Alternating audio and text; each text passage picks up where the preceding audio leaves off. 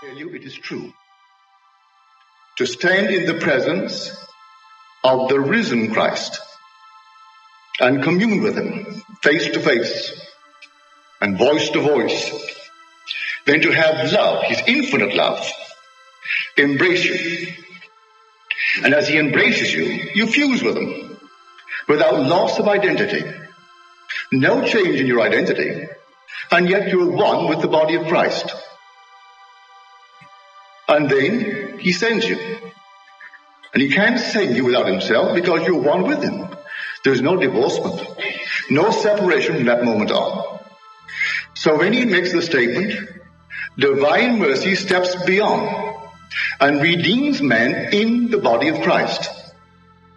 So in my last little pamphlet, I made this statement, and I mean it from experience, that you and I are resurrected one by one to unite into a single man who is God. So here is a reflection that he saw in his dream, a man prone, containing infinity, and the deadest thing he'd ever seen. God places a limitation and then takes upon himself that limitation and reaches in this act the very limit of contraction, that he may then expand beyond what he was. He takes upon himself the limit of opacity and then begins to expand, and there's no limit to translucence, to transparency. This is the world called the world of death. But while we're in it, and we ourselves are animating it, we can take any state we desire. There are infinite number of states. You can be in a poor state or a wealthy state. You're no better off as far as the height goes because one is poor and one is wealthy. Not from a spiritual point of view. But while you're in the world of Caesar, why not be comfortable? Why not take a state that cushions and comforts? And so you can take a state of affluence if you know what it would be like were you affluent.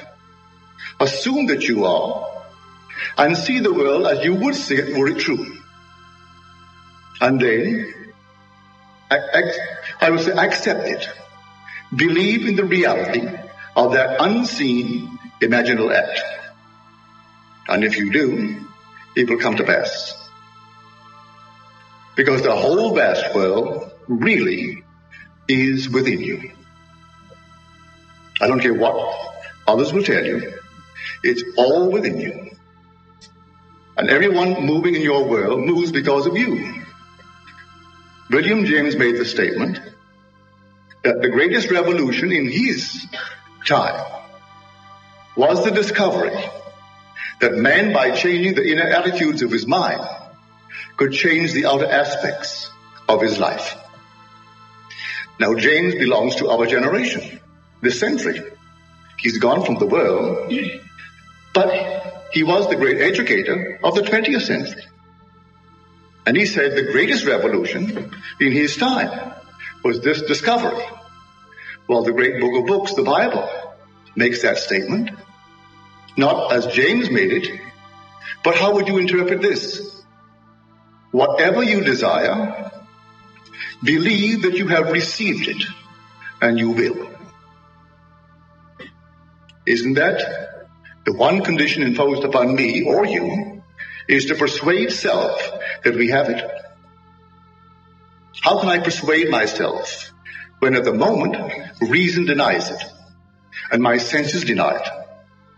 But James said he could change the inner attitudes of his mind. Can anyone stop you from changing your attitude towards the speaker? You may like him or dislike him. And if your dislike of him causes him to act to confirm your dislike, and you like the dislike, well then keep it up. If you don't like that reaction, you could change your attitude towards him, and he automatically and unknowingly would act in the way that you would like. And you can make it with any person in this world.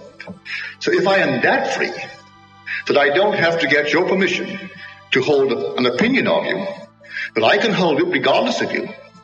And if I hold it and persuade myself of the reality of that opinion of you, and you conform to it, Am I not free? I am free to entertain any thought, and if I am, and it produces results, well then I'm a free person, even in the world of Caesar. So here, I do hope that I have persuaded you that the whole vast world, though you seem so small and insignificant to yourself, the whole vast universe is really within you.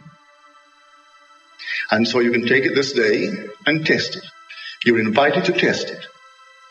And when you get the results, share it with me. Tell me about it.